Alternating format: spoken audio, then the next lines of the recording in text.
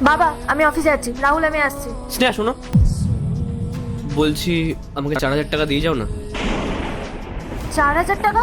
হঠাৎ এত টাকা কি দরকার তোমার? না মানে একটু দরকার ছিল, কিছু কাজ বাকি ছিল, ওগুলোই মিটিয়ে নিতে হবে।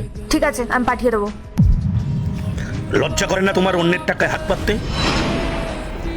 বাবা আপনি ওটা কথা বলছেন কেন? কি বলবো, সারাটা দিন বাড়িতে বসে আছো, কাজ নেই কম্ম নেই, এই বাড়িতে অন্ন ধ্বংস করছো, আমার টাকার জন্য মেয়ের কাছে হাতু পাচ্ছ। বাবা আপনি তো জানেন যে আমার ব্যবসাটা ডুবে গেছে, এখন আমার পরিস্থিতি ভালো নেই, আমি কার কাছে টাকা চাইবো? বিপদে পড়লে আমি তো আমার স্ত্রীর কাছেই টাকা চাইবো, আর সেটা কি খুব অন্যায়? লজ্জা করে না এটা তোমার বলতে? একজন পুরুষ মানুষ হয়ে নিজের স্ত্রীকে সুখে রাখতে পারো না? মনে হয় তুমি গত জন্মে পুণ্যের কাজ করেছিলে, তাই আমার মেয়েকে তুমি স্ত্রী হিসাবে পেয়েছিলে, আর আমার মেয়ে বোধহয় অন্যায় করেছিল, তাই তোমার মতো একটা পুরুষকে সে জীবন সঙ্গী হিসাবে পেয়েছে। বাহ বাবা, যখন আমার ব্যবসা খুব ভালোভাবে চলতো তখন তো আপনি আমাকে জামাই হিসেবে খুব গর্ব করতেন, আমাকে মাথায় তুলে রাখতেন, আর আজ যখন আমার পরিস্থিতি খারাপ তখন আপনি আমাকে চিনেও চিনছেন না, আমাকে এরকম ভাবে অপমান করছেন। বেশি কথা বলো না, আমি তোমাকে সহ্য করতে পারি না, আমার চোখের সামনে থেকে সরে যাও।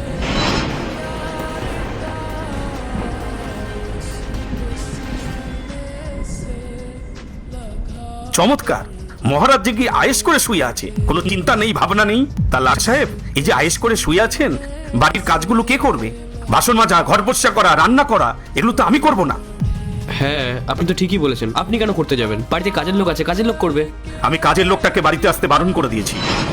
একটা পুরুষ মানুষ হয়ে যখন বাড়িতে খেয়ে দিয়ে ঘুমোচ্ছে, তখন ফালতু পয়সা খরচ করার কোনো মানই হয়।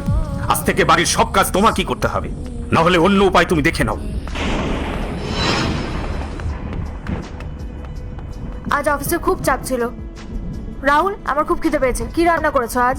আমি তো আজ কোনো রান্না করিনি স্নেহা, আসলে সারা সময়টা না এই বাড়ির কাজ গোছাতে গোছাতেই কেটে গেছে, কখন সন্ধ্যা হয়ে গেল বুঝতেই পারিনি। সারাদিন বাড়িতে বসে কি করো? একটু সামনে রান্নাও করতে পারো না? আমি সারাদিন বাইরে খেড়ে ঘুরে আসি, আর এখন বাড়ি এসে আমাকেই সামলাতে হবে?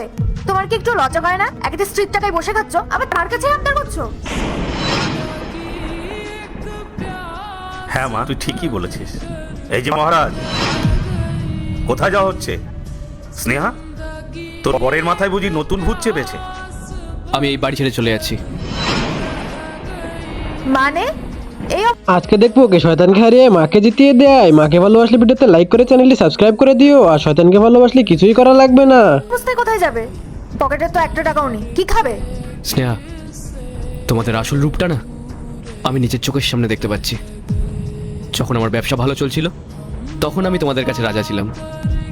বাবা বাবা সবাইকে বলে বেড়াতেন আমি খুব ভাগ্যবান যে আমি এত ভালো একটা জামাই পেয়েছি,